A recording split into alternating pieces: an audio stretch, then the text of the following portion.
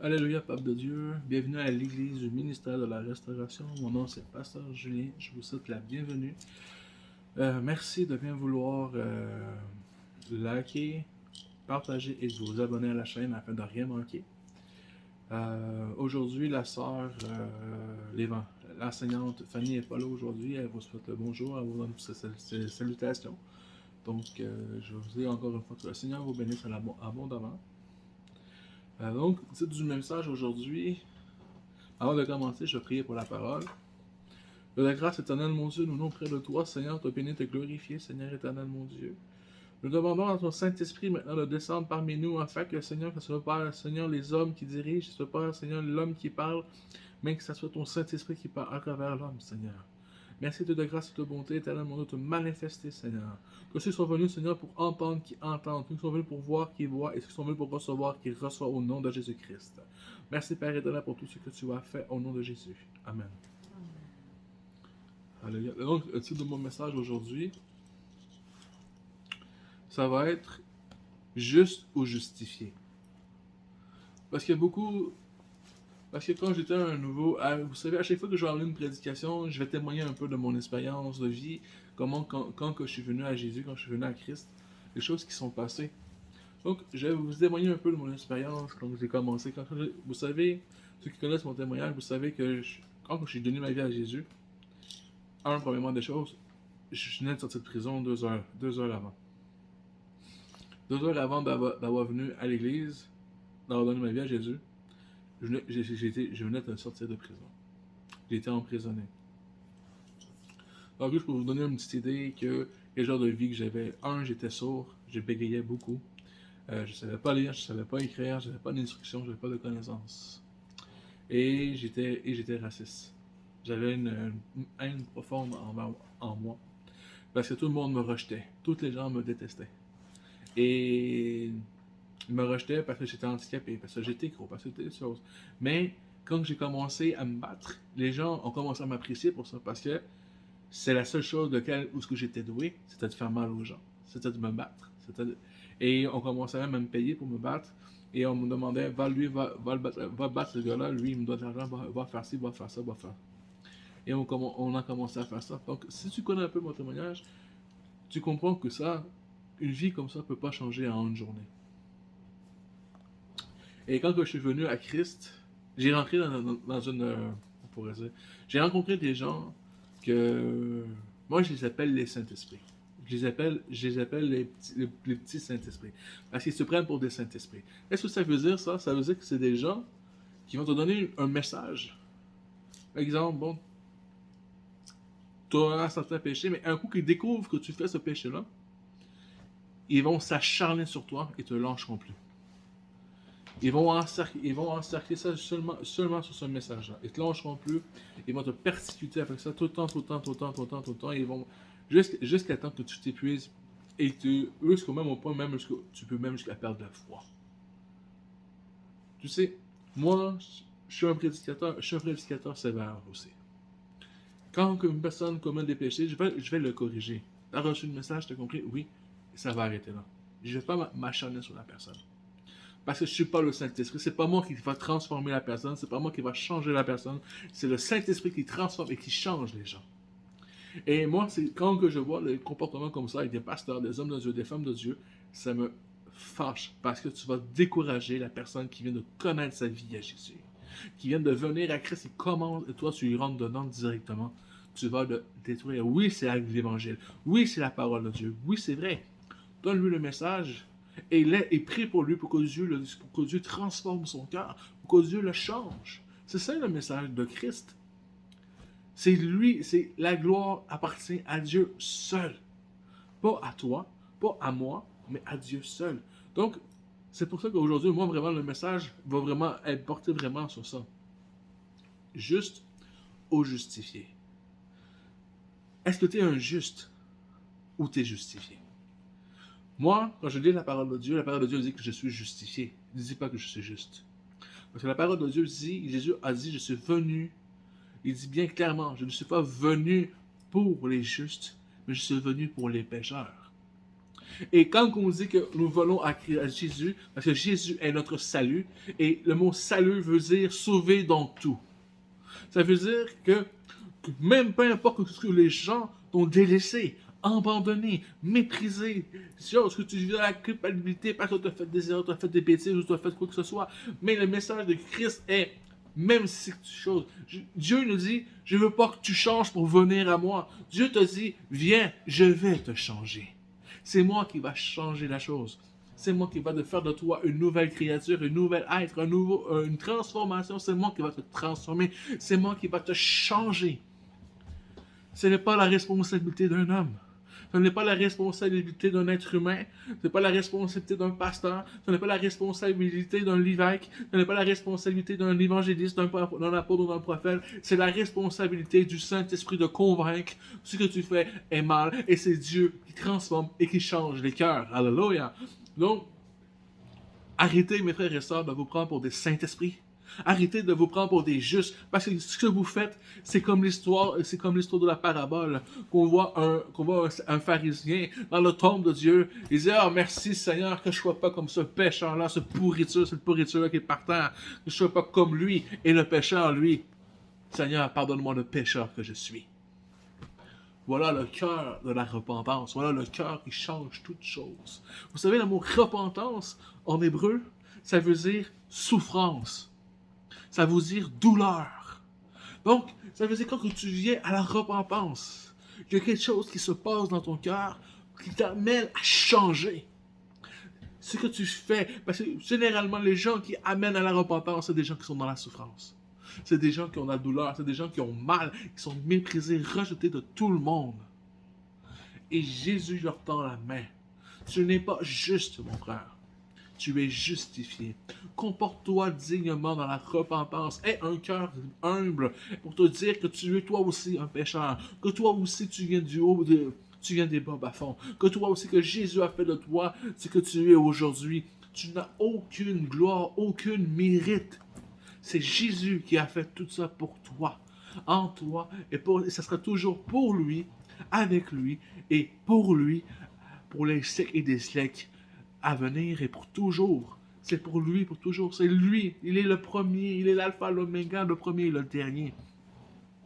Mon frère, ma soeur, réellement, aujourd'hui, je sais pas, je ne connais pas ta circonstance, je ne connais pas par où tu as passé. Mais beaucoup de choses, beaucoup de monde on fait beaucoup de mal. On fait beaucoup de mal à moi, à ma famille. On a essayé de nous faire sauter, exploser. On nous a menacé de nous tirer dessus. On a menacé de nous battre, de nous choses. Et même une journée, presque, ma mère a eu le discernement qui nous a fait sortir. Parce que si on serait sorti, moi et mon frère, on serait peut-être morts.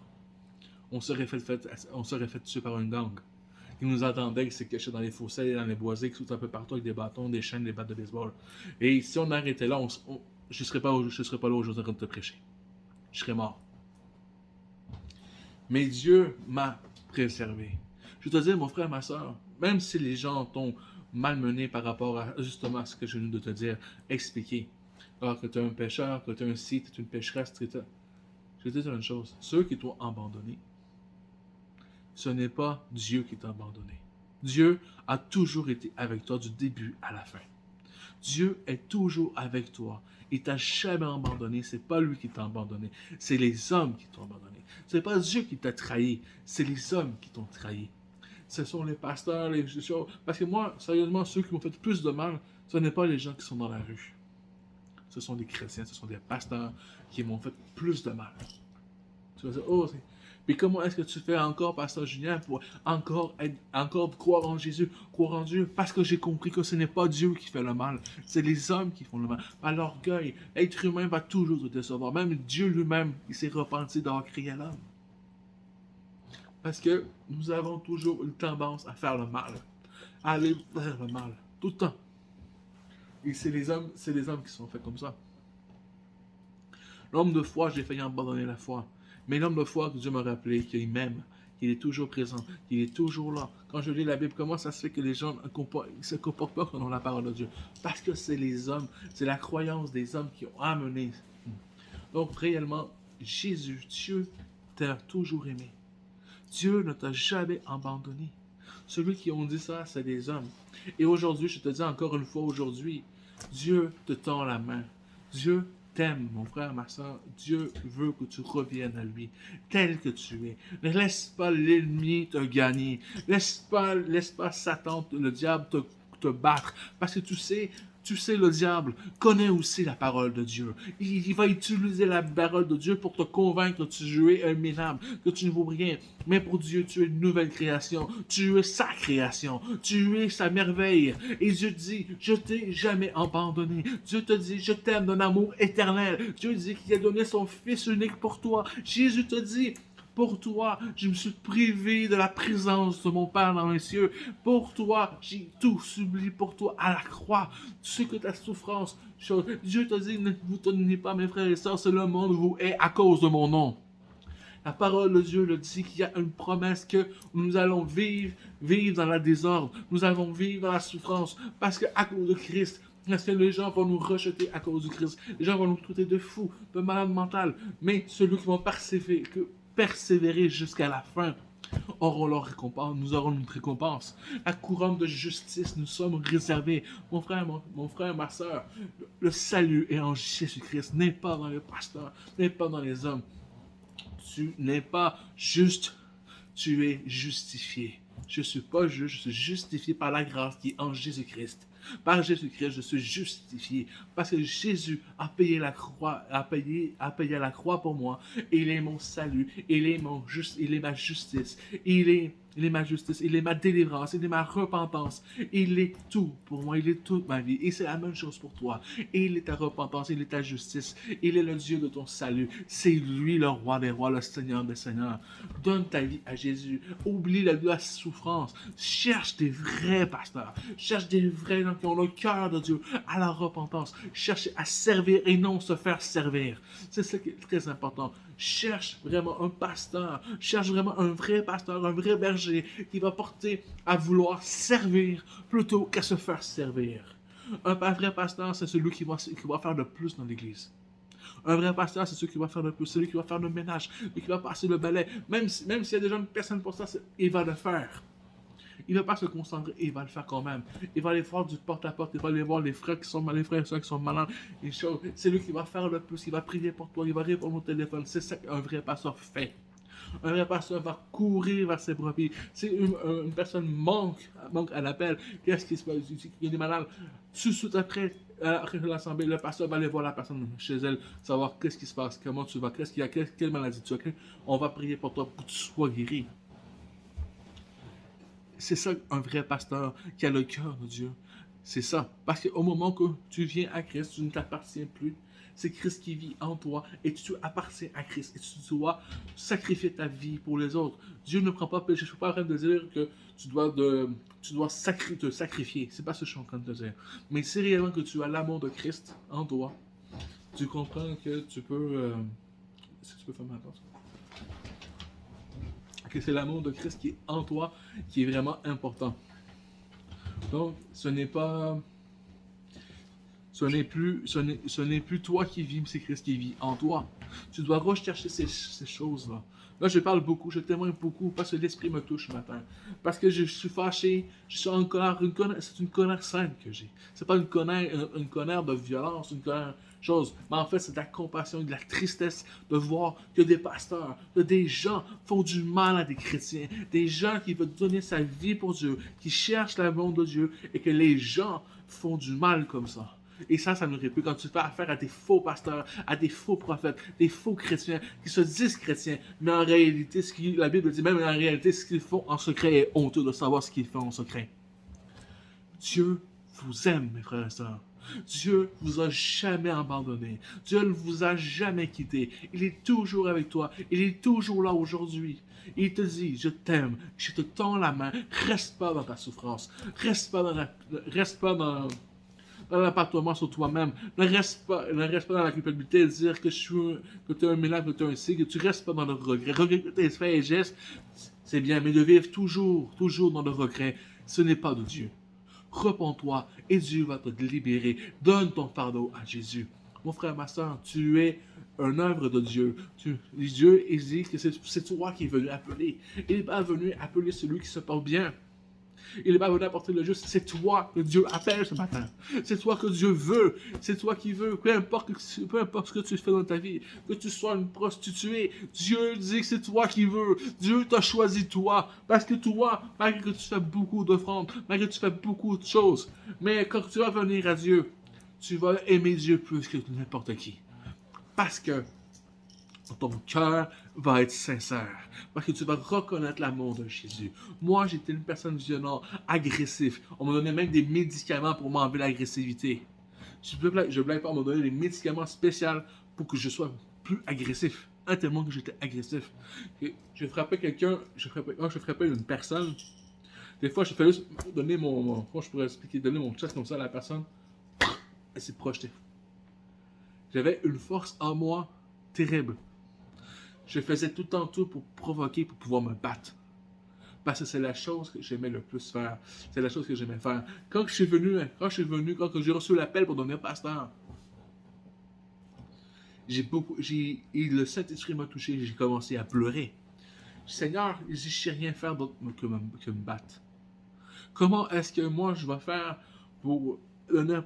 Il dit, je ne peux pas faire les deux, je dois faire le choix. Parce que, premièrement, l'Institut biblique est coûteux, ça donne de l'argent, et les arts martiaux aussi. Je devais faire le choix. Et j'ai choisi Dieu. Mon choix a été Dieu. Et je vais vous dire une chose. Rien au monde est plus... Moi, je pourrais expliquer. Pour moi, rien au monde est plus gratifiant qu'avoir choisi de servir le Seigneur aujourd'hui. Quand que j'impose les mains à une personne qui est malade et que je vois le miracle se produire, quand je vois que les personnes ont des jambes plus courtes que l'autre, que je vois les jambes se pousser, que les miracles se produisent, que je vois une personne qui donne sa vie à Jésus, une personne qui a la difficulté et qu'aujourd'hui elle vient et qu'elle soit complètement transformée parce que Dieu va utiliser, il n'y a rien de plus gratifiant que ça. De voir Dieu faire des miracles, de voir Dieu faire des miracles à travers toi. Tu sais, beaucoup de monde dit « Oh, tu n'as pas beaucoup d'abonnés, tu n'as pas beaucoup de... » Moi, je te dis, j'en ai rien à foutre de ça. Je t'encourage à t'abonner, parce qu'il ne faut pas pour rien que tu manques. Mais je ne cherche pas à avoir la célébrité. Ce n'est pas ce que je cherche. Ce que je cherche, c'est de partager le message de Jésus-Christ, afin, peu importe ce que ça peut coûter, le temps que ça va me prendre. Tu sais, là, je fais le live comme ça, mais quand je le mets sur Facebook, je le mets sur le groupe, je les partage un par un à chaque personne individuelle. Des fois, même je les partage tellement que ça partage même pas au complet. Et je dois leur faire plusieurs fois. Donc, c'est pour ça, des fois, si tu reçois deux, trois fois la même vidéo, c'est pas parce que je m'acharne, c'est parce que je veux que tout le monde le reçoive. Et donc, c'est pour ça que si jamais ça t'arrive, dis-toi que Pasteur Julien, c'est pas parce qu'il s'acharne que tu reçoives la vidéo, comme tu écoutes vraiment la vidéo. C'est pas de acharnement, c'est parce que tout le monde peut recevoir la vidéo. Parce que des fois, je sais pas pourquoi mes messengers bloquent des personnes, donc je peux pas envoyer les messages à tout le monde. Et ça me dit qu'il y a un problème de mise à jour ou autre chose. J'essaie de le faire, mais ça fonctionne. Donc, c'est pour ça que je te dis que si jamais que tu reçois 2-3 fois la vidéo, le lien de YouTube, c'est pas parce que je veux faire de discernement que tu veux que je fasse ça, c'est pas la question. Mais tu sais juste que faire ça, c'est beaucoup de travail. Et où ce que je veux en revenir, c'est peu importe le temps que ça va prendre. Peu importe le temps que ça va me prendre, ou que ça va me coûter. L'importance, c'est que le message de Dieu soit passer. Parce qu'un jour, un homme de Dieu, un homme des États-Unis, avait investi, je crois, quelque chose comme 50 000 $ dans une campagne d'évangélisation. 50 000, c'est beaucoup d'argent. Même dans ce temps-là, le temps où ce qui passe, c'est beaucoup d'argent. Et 50 000 $, c'est beaucoup. Il avait acheté des gros chapiteaux, il avait fait traiter des papiers, des choses comme ça. Et il n'y a pas personne qui est venu. T'imagines, moi? Moi, il y en a qui se plaignent, qui n'ont pas d'abonnés sur leur téléphone, de leur chaîne YouTube et tout ça, mais la personne a investi 50 000 $. Et les chapiteaux ont été vides. C'est beaucoup d'argent. Mais la pasteur lui a dit, mais les anges, ils sont là, puis je vais prêcher quand même. Et ils ont commencé à prêcher. Et dans le chapiteau, il y a un homme, je ne sais pas comment ça se fait, il s'est foulé comme en cachette, je ne sais pas trop exactement, je ne me rappelle plus trop l'histoire, et il s'était caché. Et il a fait un trou dans le chapiteau avec un couteau. Et il regardait dans le trou. Et à chaque fois que Dieu dit, je suis venu pour toi, le pasteur, qui pointait, il pointait dans le trou, la direction du trou.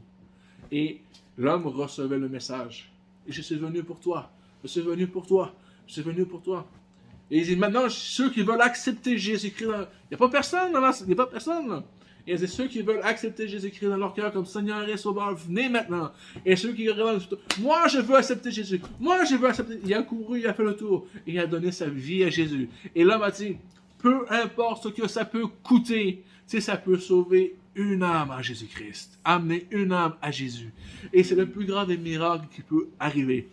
Malgré la chose. Je ne sais pas ce qui est devenu de cet homme-là qui a donné service à Jésus cette soirée-là. Mais je suis sûr et certain. Dis-toi une chose. Ça a coûté 50 000 $ pour que cet homme-là puisse venir à Jésus. Jésus, Dieu a déboursé 50 000 $ pour que lui puisse être sauvé. Alléluia. Donc, réellement, je crois que Dieu vraiment fait des grands miracles dans nos vies. Et moi, je t'encourage encore, vraiment, mon frère, ma soeur, aujourd'hui. Même si les gens te méprisent. Même si les gens me disent que tu n'as pas d'affaire à être dans une église. Les gens te disent que tu n'as pas d'affaire à être là. Je te dis une chose. Moi, on m'a dit beaucoup de choses de moi. Des gens ont été jaloux de mes prophéties que j'ai eues. Les gens, ils s'imaginent une prophétie, ça va arriver en 5 secondes. C'est pas comme ça fonctionne. Quand j'avais 18 ans, j'ai reçu la prophétie que j'étais pour donner un homme de Dieu, un pasteur. Et là, on a un prophétie, tu vas être un homme, tu vas servir le Seigneur, tu vas faire beaucoup de choses pour Dieu, tu vas faire beaucoup de choses. Mais je venais d'accepter Jésus. Après, il y a 1 an environ, j'ai donné ma vie à Dieu. Il y a après un an, et j'ai reçu ces appels-là. Mais les gens dans leur tête, je ne sais pas quelque chose, mais mon comportement devait être transformé. Je devais changer. Dieu devait me changer, me transformer pour réussir à faire ce que je fais aujourd'hui. Ça ne s'est pas fait en 5 secondes, là. Et quand mon comportement m'a pris, oui, écoute, je suis une personne impulsive, je me fâchais en 30 secondes.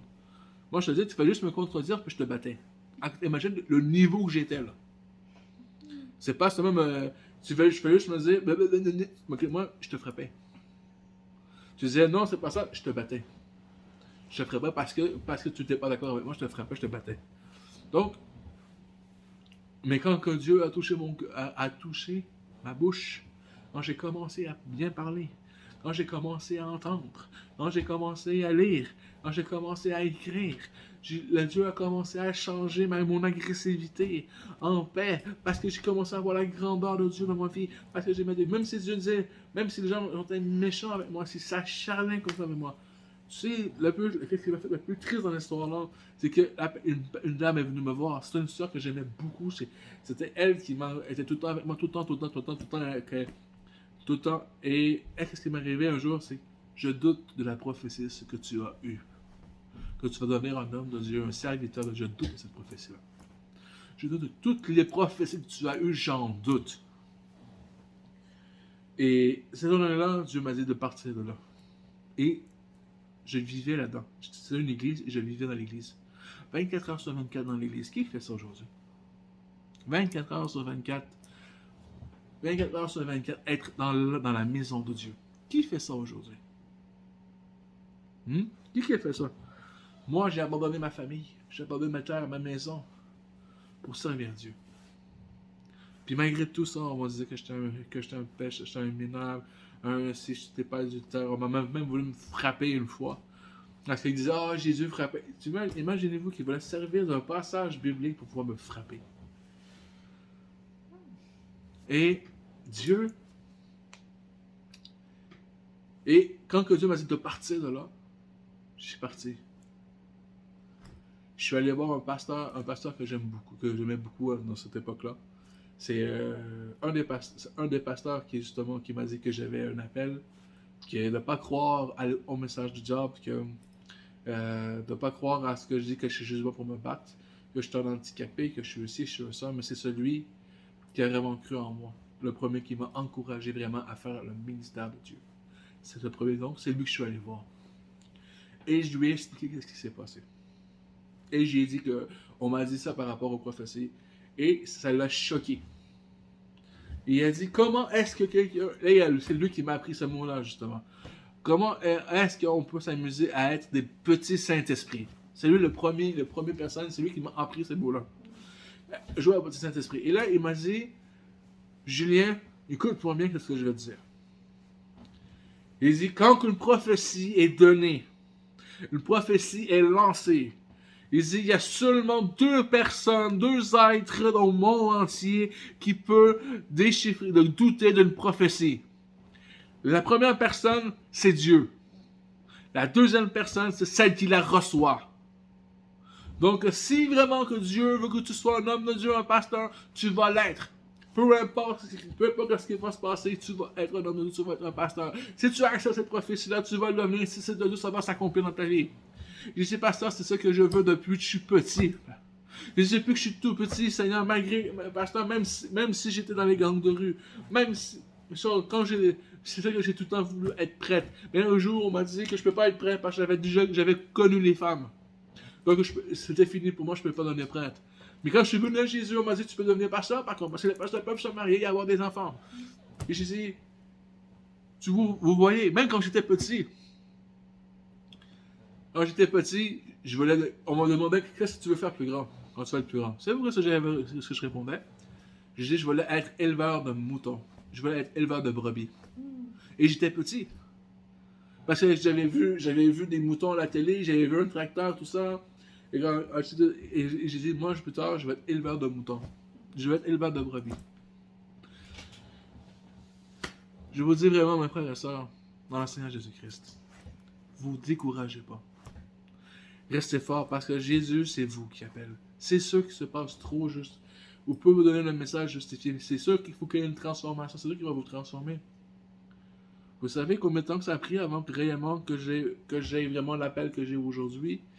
Le temps que vraiment que ça rentre dans l'appel, ça a pris beaucoup de temps.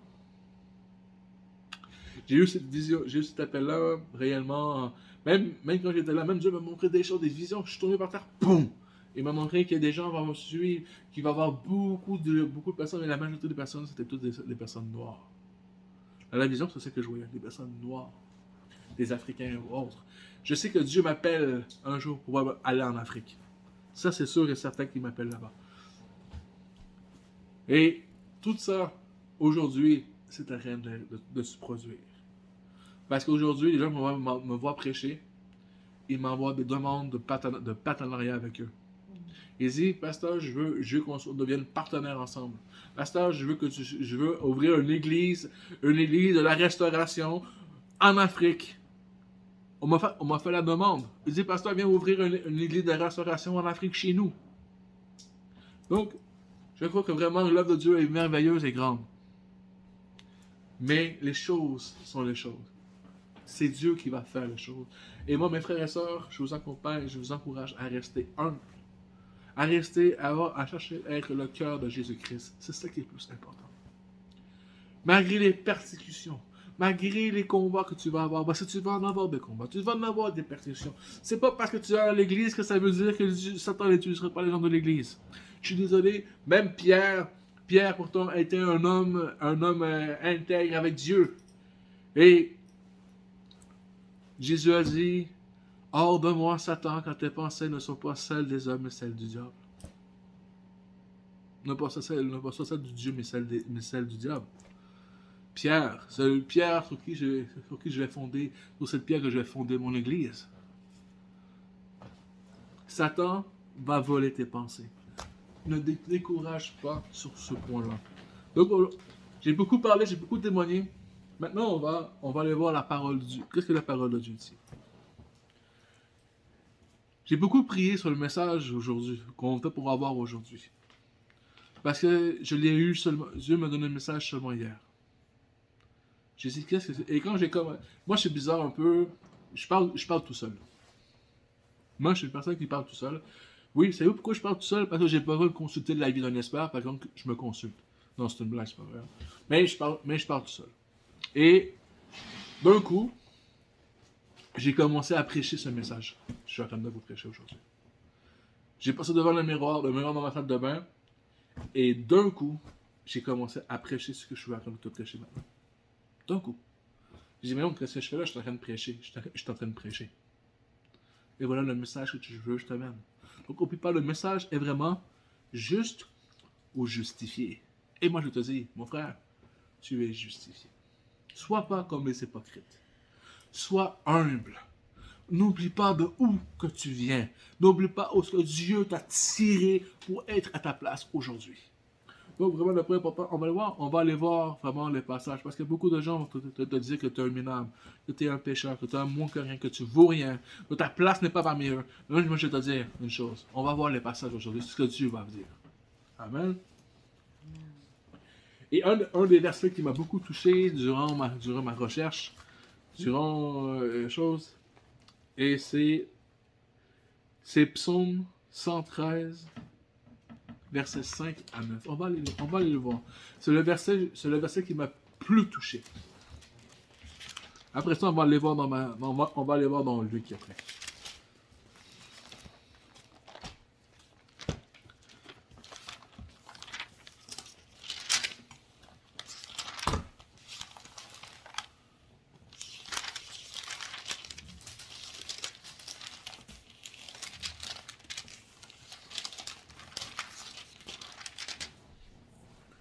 Donc, Psaume 113, versets 5 à 9.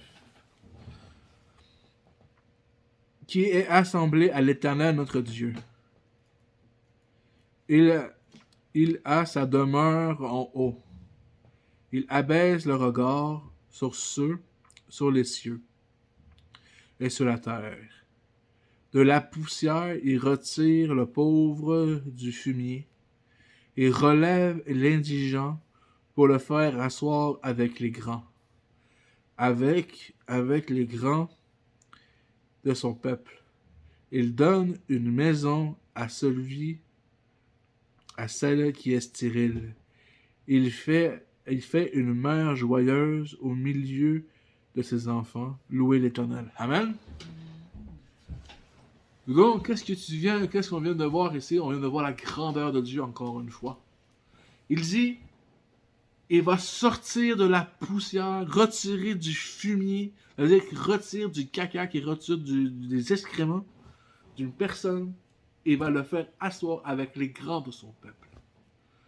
Et ça, mon frère et soeur, c'est toi. C'est toi, même si les gens disent que tu es du fumier, même si les gens disent que tu es du caca.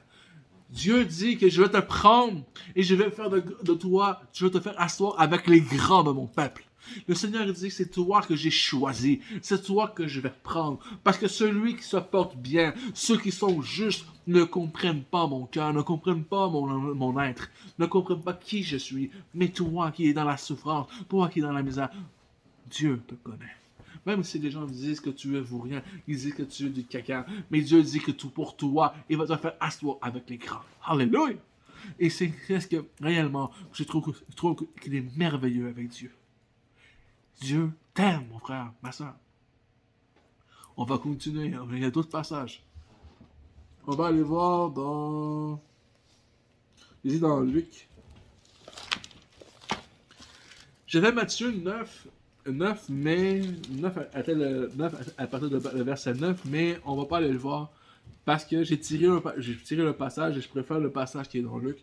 Ça vient plus me parler. C'est plus profond que le passage qui est dans Luc. C'est le même passage dans Matthieu 9, mais c'est la même histoire, mais à Matthieu 9, ils ont rajouté des choses. Mais dans Luc, ils ont rajouté des choses. Donc, on va aller voir dans Matthieu 5.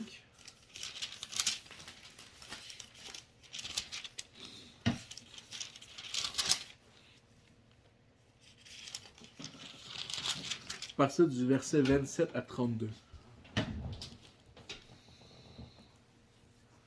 Ici, on parle de l'appel de Matthieu. Matthieu, ceux qui ne connaissent pas l'histoire de Matthieu, Matthieu était un républicain et quelqu'un qui ramassait des taxes, des impôts pour le gouvernement romain. Et pour les Juifs, pour les pharisiens, c'était quelque chose de très grave parce qu'il persécutait le peuple de Dieu. Pour eux, c'était un pécheur, c'était un vaurien, quelqu'un qui ne voulait même pas la peine de porter le regard sur lui. Donc c'était quelqu'un qui était dans la poussière du fumier, qui était du caca. C'est après la même chose qui se passe ici. Et voilà, on va lire maintenant de qui qu'on parle maintenant. On parle toujours de Matthieu. Et même le chose dit l'appel de Matthieu, la vocation de Matthieu, l'appel de Matthieu. Je vais lire au nom de Jésus. Après cela, Jésus sortit. Il vit un publicain nommé Lévi, assis au lieu du pillage. Il lui dit, suis-moi. Et il laissa tout et se leva et le suivit. Le Lévi lui donna un grand festin dans sa maison. Et beaucoup de publicains et d'autres personnes étaient à table avec eux. Les pharisiens et les scribes murmurant, disant, ses disciples, pourquoi mangez-vous et buvez-vous avec les publicains et les gens de mauvaise vie? Jésus prenant la parole, il leur dit, ce ne sont pas ceux qui se portent bien qui ont besoin de médecins, mais les malades. Je suis venu appeler à la repentance. Je suis venu appeler à la repentance des justes. Je ne suis pas venu appeler à la repentance des justes, mais des pécheurs. Alléluia. Donc, il dit quoi encore une fois, Jésus? Jésus dit, je ne suis pas venu appeler ceux qui se portent bien. Je ne suis pas venu appeler ceux qui sont là, ceux qui sont parfaits. Je suis venu appeler les pécheurs, ceux qui sont démunis, ceux qui sont méprisés, abandonnés de tous. C'est ces gens-là que Dieu va venir, que Jésus veut. Et ces gens-là, mon frère, ma soeur, c'est ce que les gens veulent te faire croire que tu es. Et pourtant, Jésus t'appelle. Jésus te veut dans sa vie. Donc l'autre passage, c'est le passage où ce que la prostituée va voir Jésus. On va aller le voir. C'est dans Luc, chapitre 7, à partir du verset 36.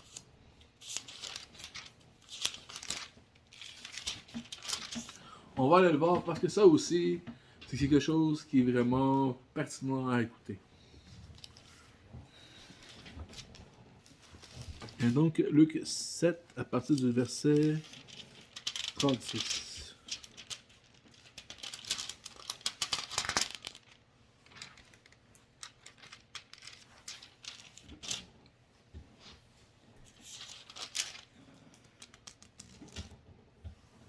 Ben voyons. Je me suis trompé.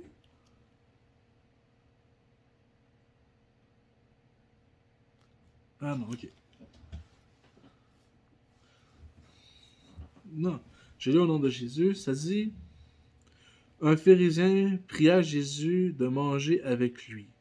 Jésus entra dans sa maison du pharisien et s'est mis à table.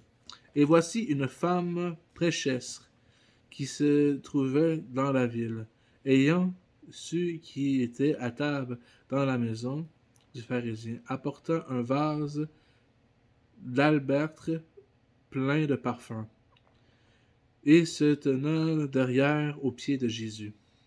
Elle pleura, et bientôt elle mouilla les pieds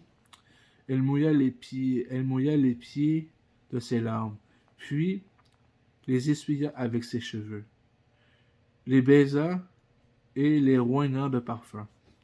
Verset 39, le pharisien qui l'avait invité, voyant cela, il dit en lui-même, si cet homme était un prophète, il connaîtrait qui est, de quelle espèce est la femme qui le touche, et commettre que c'est une pécheresse. Jésus prit la parole et lui dit, Simon, j'ai quelque chose à te dire. Maître, parle, répondit. Un créancier avait 2 débiteurs. L'un devait 5 000 deniers et l'autre 50. Comme il n'avaient pas d'argent pas de quoi payer. Il leur remit toutes tous deux leurs dettes. Lequel aimerait plus? Simon répondit cela. Je pense à quel qui a plus remis. Jésus répondit, tu as bien jugé. Donc, quand j'ai lu ça la première fois, quand j'ai lu ça hier soir, hier soir, même ce matin, il était 3 heures du matin. Et quand j'ai lu ça, j'ai dit, Seigneur, je comprends pas. Qu'est-ce que tu faisais par ce passage-là? Qu'est-ce que ça veut dire? Parce que la chose de la femme, ça je le comprends.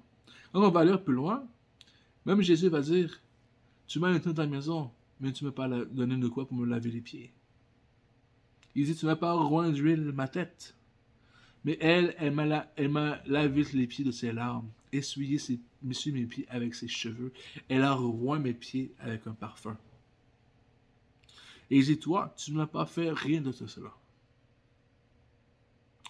Et cela, ce que ça veut dire, si tu regardes bien le passage, quand il dit à qui tu crois que la personne a aimé le plus le débiteur, le créancier. Il a dit celui qui devait le plus. Donc ça veut dire celui qui fait pire, grave. Parce que tu sais, le royaume de Dieu appartient à ceux qui sont violents. Le royaume de Dieu appartient à ceux qui sont violents, qui sont pires, qui sont graves. C'est à eux que le royaume de Dieu appartient. Amen. Donc, arrête de te dire que ma situation est pire que... Non. Justement, si ta situation est pire, laisse Dieu te changer. Laisse Dieu te transformer. Et il va faire des miracles avec toi. Parce qu'il l'a fait avec moi. Alors pourquoi il ne peut pas le faire avec toi? Moi, il m'a sorti de la boue, il m'a sorti de la prison, il m'a sorti du rejet, il m'a sorti de la violence. Parce que la seule chose que j'étais bon, c'était de me battre. Mais Dieu a changé ça, il l'a transformé en bien. Les gens pensent c'était à me faire du mal, mais Dieu l'a changé en bien. Et c'est une promesse que l'Éternel a, c'est une parole que j'ai, qu'il y a dans la parole de Dieu. Dieu l'a changé en bien. Et Dieu va te changer en bien, toi aussi, mon frère et ma soeur. Donne-lui ta confiance. Donne-lui ta vie. Laisse tomber les scribes, les pharisiens. Parce que même encore les scribes, il y en a encore aujourd'hui. C'est juste qu'ils ont changé d'avis. Le vêtement a changé aujourd'hui. Ça, c'est rien du tout. Ça, c'est rien. Ça, pour moi, ça m'impressionne pas du tout, ça. Ça, c'est rien du tout. Ça, là, c'est juste un habit, c'est rien. C'est rien. La cravate, c'est rien. La cravate, c'est rien, c'est juste un habit. Dieu, ça, là, il s'en fout, il s'en moque. C'est que Dieu veut. C'est ce que Dieu veut réellement pour toi. C'est que tu donnes ton cœur. C'est ce que Dieu veut réellement. C'est ton cœur. Il se fout des belles habits. Il se fout de ton argent. Il s'en moque. Ce qu'il veut, c'est ton cœur. C'est ce que Jésus veut. Voici le message. Je pourrais continuer encore et encore et encore, mais le temps, c'est le temps. Jésus vous aime. N'oubliez pas encore une fois de partager ce message, de la liker et de vous abonner. Quand je dis, l'important, c'est pas d'avoir plein d'abonnés, c'est pas mon but. Mon but, c'est que le message de Dieu circule et qu'il passe. Même la montre, pour moi, même la montre, c'est rien. C'est rien, la montre. Dieu, c'est ce qui est le plus important pour moi. Jésus-Christ est vivant. Et ce message-là est vraiment important, que Jésus t'aime. Et moi aussi, je t'aime avec l'amour de Jésus-Christ qui a répandu sur moi, mon frère, ma soeur. Et c'est le message le plus important. Sois béni. Si tu as des besoins de prière, si tu as des besoins, n'oublie pas de commenter, s'il te plaît, mon frère, ma soeur, si tu as besoin. Moi, je ne peux pas deviner. Je ne peux pas deviner tes besoins, parce que tu vis dans le secret. Parce que ceux qui me suivent, ils ne sont pas nécessairement dans mon pays. Moi, je suis au Québec. Tout le monde me parle où tu vis, où tu es. Mais je te dis où je suis. Je suis dans le pays du Canada. Je suis dans la province de Québec et dans la ville de Sherbrooke. Vraiment, mes frères et sœurs, soyez bénis abondamment. Mais moi, je ne peux pas savoir ta souffrance. Je ne peux pas connaître ton besoin. Mais je connais celui qui te connaît. Au nom de Jésus, reçois ton travail. Au nom de Jésus, reçois ta guérison. Au nom de Jésus, reçois ton mariage. Au nom de Jésus, que tu commences à enfanter maintenant. Que tu commences à tomber enceinte maintenant. Au nom de Jésus, si tu es stérile, au nom de Jésus, tu commences à être fertile. Au nom de Jésus, reçois toute la bénédiction possible. Reçois tout ce que tu as besoin maintenant dans ta vie. Parce que Jésus-Christ t'aime. Il est toujours le même hier, aujourd'hui et éternellement. Sois béni. Jésus vous aime. Et à la semaine prochaine, réellement, que Dieu montre encore en vous le désir de le connaître davantage, qu'il vous donne un zèle zélé, élevé pour chercher sa présence. Amen. Soyez bénis. Jésus vous aime et je vous aime également au nom de Jésus.